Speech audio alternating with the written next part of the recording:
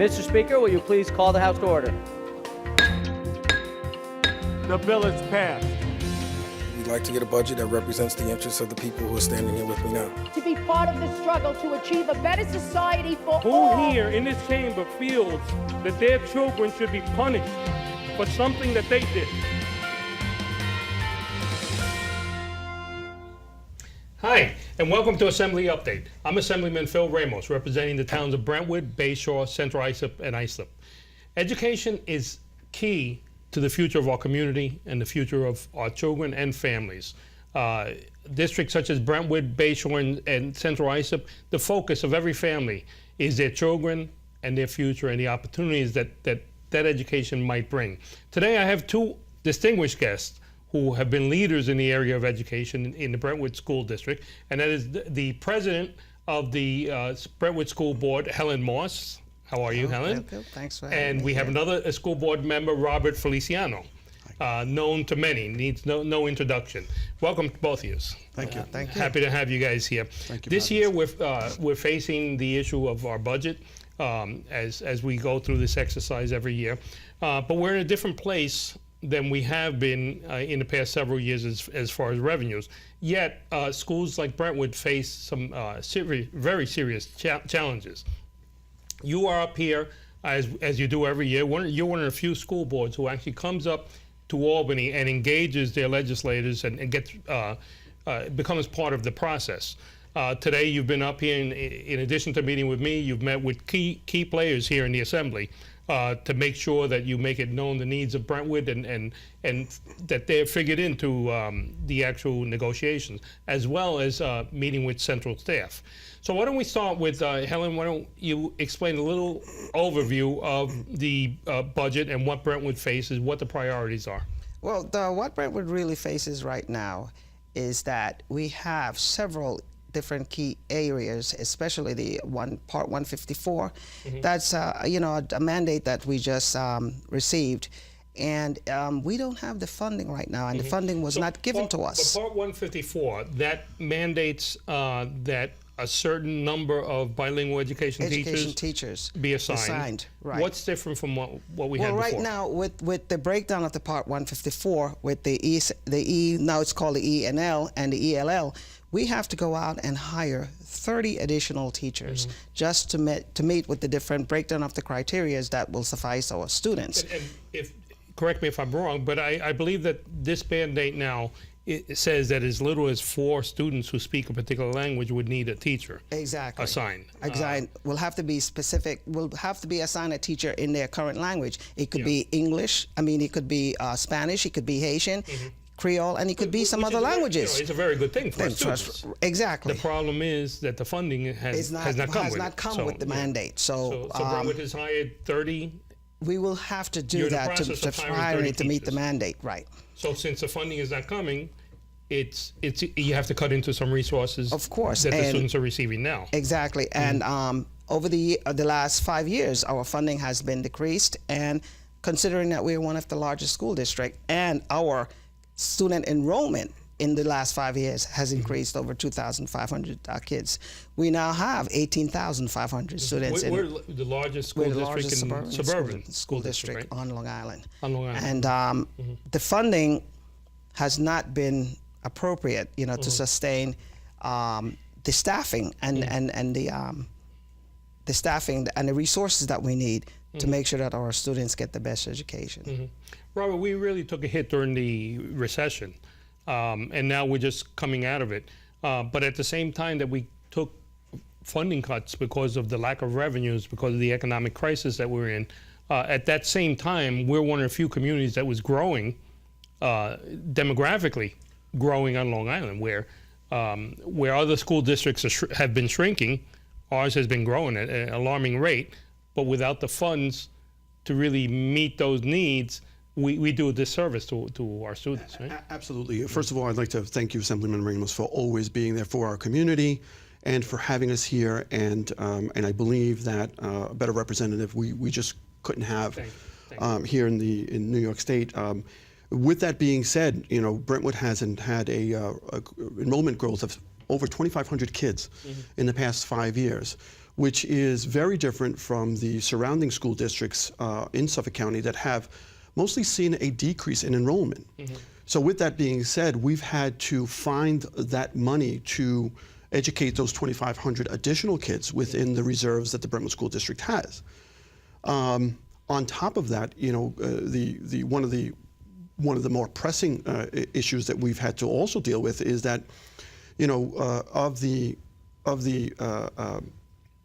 children that I referenced in 2,500 enrollment growth, there are unaccompanied youth that have come into our district to the tune of over 200. And, you know, the federal government still hasn't come up with the money that they have been talking about in terms of funding for the services that these children are going to require. Brentwood has been a leader in terms of the bilingual programs that are being funded through, or that are being required through. Well, you mentioned the unaccompanied minors, and this is an issue that's been prevalent on Long Island about, and I want to commend you at the, basically the mentality that our board has, a mature mentality, not making those unaccompanied youth the villains here. They are young people who are entitled to a sound education. They're human beings. They're not that demonization that we see in some other areas has not taken place. What you are asking is that the funding should come with that, so that we do right by these children. And to break it down for the public, because the school budgets are very complex and many people don't understand a lot of the details. The issue with the unaccompanied minors is not so much an issue of funding, because if a student comes here from Guatemala or if a student comes here from California, that's figured into the formula of funding for a school, per student funding. The problem is that comes in 2-year increments, so that if you receive 200 students now, you don't get that money until the back end. So it creates a cash flow problem where the school has to either increase the class size or lay off teachers or do something that's going to affect the quality of education in the schools. So if the federal government sent those children there, they should follow up with the funds. But we can't just say, well, it's their fault, the federal government. We have to do something. So at the state level, you know, you should know that we are working on finding ways to free up money that normally doesn't go to the classroom, to see if the schools can have the flexibility to use those funds to provide for those children now, and then get reimbursed in the back end when the funding does come for them. Absolutely. Brentwood is a urban school district in a suburban setting, and we are dealing with 80% of our population is eligible for free or reduced lunch. So and people have a perception that Long Island is so wealthy, right? Absolutely, and that's not the case for a handful of districts within Suffolk County. You know, we're doing everything that we can with a very limited amount of resource. What we've come to advocate for here in New York is, in Albany, is for the foundation aid formula to just run. If that was allowed to be instituted in this session. That was suspended during the recession, right? Absolutely. Then the neediest, the high need school districts would get their fair share, and basically what we would be doing is bringing the bottom up. Yeah. Well, you know, that foundation aid was an initiative from the Assembly. Yes. Where we felt that schools with special needs, like Brentwood, like Central Islip, like Bayshore, should have that extra help to be able to attend to the needs that exist in their school. And we hear a lot of elected officials jump up and down and talk about equal funding for schools in Long Island. And, you know, that sounds pretty fair to everybody, equal funding for Long Island. But, you know, nobody's guaranteed equal funding. What we have an obligation to provide is adequate funding based on the need. If a school like Brentwood has a high number of English language learners, they should get the funding for that.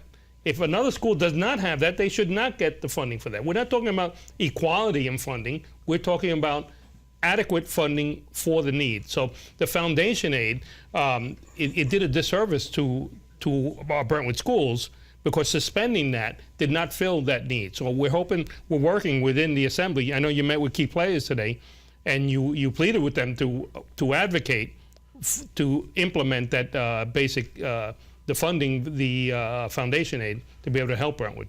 Absolutely, I couldn't agree with you more in terms of the numbers. I think that the 78% of the foundation aid that's owed, that has been withheld, is owed to the high needs school districts, including New York City. And it just so happens that the demographics of Brentwood are very similar to that of an urban district.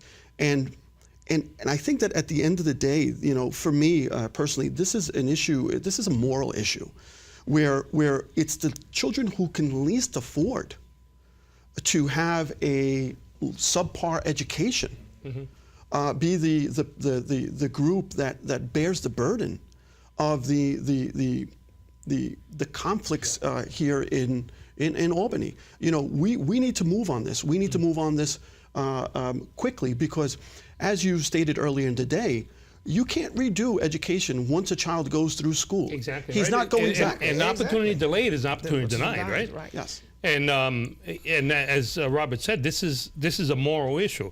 Even for those who perhaps are not too concerned about poorer districts or low-income districts, even for those who are not concerned about that, we serve society well by creating productive adults. Right? If we're just looking at dollars and cents, aside from the moral obligation we have, let's look at what's better for society. Creating productive adults helps society. That person's earning more money, he's paying more taxes, he's adding to infrastructure, he's paying for future children to get educated.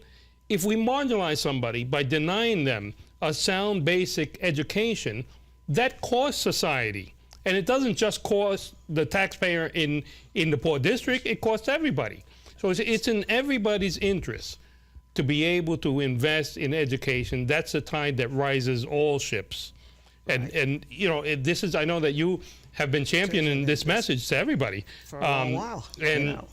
I think it's important. That has to penetrate outside of our district, that it is in everybody's interest to be able to provide. Also, in the last 5 years, we have had to make cuts, you know, and all those things affect our students.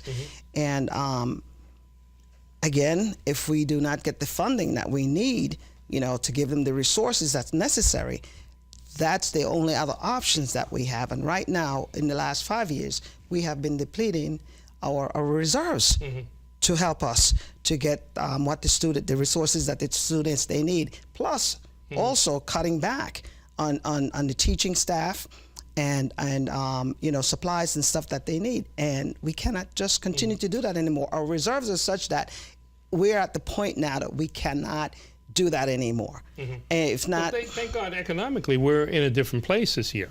There are more revenues than they were during this economic crisis.